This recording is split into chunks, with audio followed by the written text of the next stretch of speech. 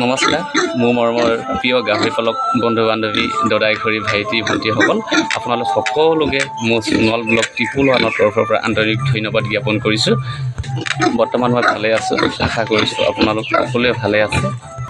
আজি মই গাহৰিৰ ওপৰত ভাল টপিক এটা লৈ আপোনালোকৰ মাজলৈ আগবাঢ়ি আহিছোঁ।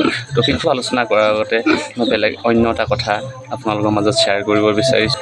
মৰমৰ গাহৰি পালক বন্ধুসকল, আপোনালোকে জানেনে গাহৰি ঘাই দিয়াৰ পিছত মানে ছাৰ্ভিচ দিয়াৰ পিছত কিমান দিন লাগে পোৱালি জগিবলৈ? 3 মাহ 24 দিন লাগে, অৰ্থাৎ 114 দিন লাগে। এই 3 মাহ 24 দিনকেইটা আগে পিছে ভালকৈ চোৱা চিতা কৰাটো খুবেই প্ৰয়োজনীয়।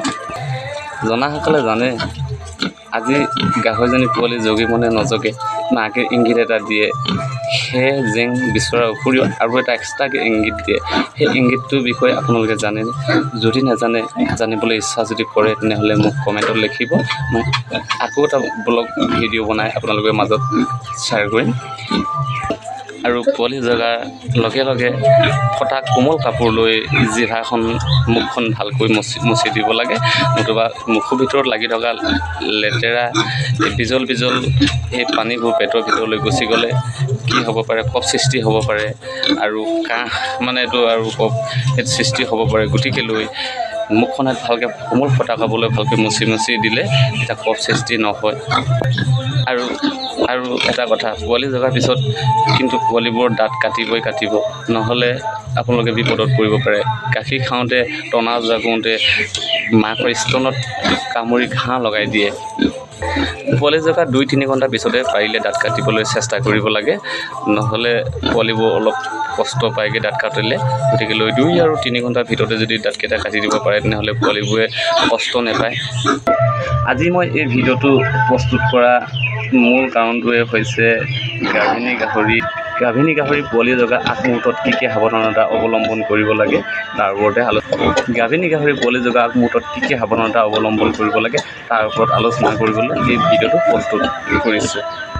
আপোনালোকৰ গাহৰি কেইজনী যদি প্ৰেগনেণ্ট হৈ আছে, পোৱালি জগা আগমুহূৰ্তত অলপমান কুহুমীয়া গৰম পানী ল'ব, তাত অলপ নিমখ মিক্স কৰিব। নিমখ মিক্স কৰি ভালকৈ পানীখিনি ঘুলি লোৱাৰ পিছত এখন কোমল ফটা কাপোৰ লৈ তিয়াই পিনি গাভিনী গাহৰিজনী স্তনবোৰ অৰ্থাৎ গাখীৰবোৰ স্তনবোৰ ভালকৈ মুচি ধুই দিব লাগে। তেতিয়া তাত লাগি থকা বীজাণুবোৰ মুক্ত হয় আৰু এই স্তনৰ ফুটাবোৰ খুব সুন্দৰকৈ বহুতকৈ ওলাই পৰে। তেতিয়া মাকে গাখীৰ দিও পোৱালিকেইটা গাখীৰ দিও ভাল পায় আৰু পোৱালিকেইটা গাখীৰ খায়ো কষ্ট নাপায়, গাখীৰ বেছিকৈ পায়, গাখীৰবোৰ সুন্দৰকৈ তললৈ নামি আহে। আৰু সেই লেতেৰা বীজাণুবোৰ যদি গাখীৰ খাওঁতে যদি পেটলৈ গুচি যায় তেনেহ'লে পোৱালিকেইটাত কফ সৃষ্টি হ'ব পাৰে। গতিকে সেই কুহুমীয়া গৰম পানীয়ে আৰু নিমখ নিমখ মিশ্ৰণৰ পানী সেই কোমল কাপোৰখনে খুব মুচি সুন্দৰকৈ উশাহ বাহকেইটা ধুৱাই দিলে সেই গাহৰিজনীৰ যেতিয়া সেই বীজাণুমুক্ত হৈ পৰে উশাহ বাহকেইটা আৰু পোৱালিকেইটাও বাচি যায়, বেমাৰ আজাৰৰ পৰা বাচে আৰু গাখীৰ সহজতে পাব পাৰে। গতিকে লৈ আপোনালোকে যদি জানে খুবেই ভাল কথা, সেইটো কাম কৰিব। খুব সুন্দৰকৈ মুচি ধুই দিব। এই গাহৰিৰ ওপৰত যদি আৰু কিবা টিপছ আপোনালোকক প্ৰয়োজন হয়, নজনা কথা যদি কিবা আছে আপোনালোকে মোৰ লগত কণ্টেক্ট কৰিব। মই কণ্টেক্ট নম্বৰটো থাম্বনেইলত দি দিম, আপোনালোকে মোৰ লগত যোগাযোগ কৰিব। মই নিশ্চয় যিখিনি জানো সেইখিনি মই আপোনালোকক শিকাবলৈ চেষ্টা কৰিম। মই আগে পাছে প্ৰায় ব্লগ বনোৱাই নাই, ইয়াৰ আগত মুঠেই এটা ভিডিঅ' আপোনালোকৰ মাজলৈ পঠিয়াই দিছোঁ।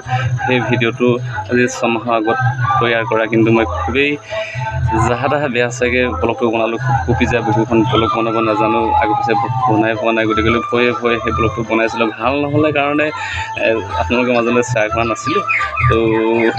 এতিয়া 6 মাহৰ পিছত সেই ভিডিঅ'টো শ্বেয়াৰ কৰি দিলোঁ। সেই আগৰটো যিটো ভিডিঅ' আপোনালোকৰ মাজলৈ পঠিয়াইছিলোঁ সেই ভিডিঅ'টোত মই দেখাইছিলোঁ পোৱালি জগি থকা মোৰ গাহৰি পোৱালিকেইটা দেখাইছিলোঁ। মোৰ পোৱালিকেইটা এতিয়া ইমান ডাঙৰ হৈছেগৈ। এতিয়া 40 কেজি প্লাছ হৈছে, 4টা আছে। এইকেইটা 40 কেজিতকৈ প্লাছ হৈছে আৰু 40তকৈ বেছি হ'বগৈ। আৰু মাকজনী এইজনী মাক গাহৰিজনী আপোনালোকে চাওকচোন, এইজনী মাক গাহৰিজনী। এতিয়া সেই মাকজনী এইজনী মাক গাহৰিজনী এই মাক গাহৰিজনী এতিয়া প্ৰেগনেঞ্চি হৈ আছে, গাভিনী হৈ আছে। হয়তো আৰু দুদিন কি এদিন তেনেকুৱাতে পোৱালি জগিব। আৰু ইয়াৰ ইংগিতবোৰ মই চাই আছোঁ। তো ইংগিত এতিয়ালৈকে আজি নজগে বাৰু, এতিয়ালৈকে আজি পোৱালি জগা ইংগিতেই পোৱা নাই। আৰু এই ইংগিতৰ বিষয়ে পোৱালি যে আজি জগিব নজগে, এই ইংগিতৰ বিষয়ে যে মই কৈ আছোঁ, আপোনালোকে জানেনে ইংগিত কেনেকৈ দিয়ে? এনে খেৰ পাত জেংপাত এইবোৰ পোৱালি জগা আগমূৰত বিচাৰে। সেইবোৰ বিচৰাৰ উপৰিও আৰু এটা ইংগিত দিয়ে। এই ইংগিতটো যদি আপোনালোকে নেজানে মোক কমেণ্টত সুধিব, মই নিশ্চয় আপোনালোকৰ ওপৰত আকৌ এটা ভিডিঅ' বনাই আপোনালোকৰ মাজলৈ মই শ্বেয়াৰ কৰিম। গতিকেলৈ এই গাহৰিজনী পোৱালি আজি হয়তো নজগিব পাৰে, কাইলৈমান জগিব। এতিয়ালৈকে ইংগিত পোৱা নাই যে। যেতিয়া পোৱালি জগে মই আপোনালোকক আকৌ ভিডিঅ' এটা প্ৰস্তুত কৰি আপোনালোকৰ মাজলৈ শ্বেয়াৰ কৰিম। যদি আপোনালোকৰ যদি পোৱালি প্ৰয়োজন হয় তেতিয়াহ'লে মোৰ লগত কণ্টেক্ট কৰিব। মই কণ্টেক্ট নম্বৰটো থাম্বনেইলতে দিয়ে দিম। আৰু তেতিয়া পোৱালি বুকিং কৰিব পাৰিব আপোনালোকে। তো পোৱালিকেইটা খুব সুন্দৰ, মাকজনী লোকেল বাৰু, এইজনী মাকজনী। তো ইয়াক মানে আগৰবাৰত মই য়ক্সাৰ লগত ক্ৰছ কৰাইছিলোঁ, সেইকাৰণে পোৱালিকেইটা এয়া বগা হ'ল।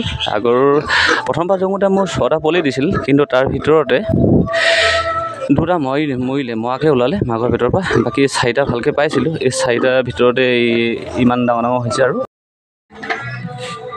আজি ভিডিঅ'টো যদি চাই কিবা এটা ভাল লাগিল আপোনালোকৰ, আৰু তেতিয়াহ'লে আপোনালোকে জানে আৰু লাইক শ্বেয়াৰ ছাবস্ক্ৰাইব প্লিজ কৰি দিব, নকৰাকৈ নাথাকিব।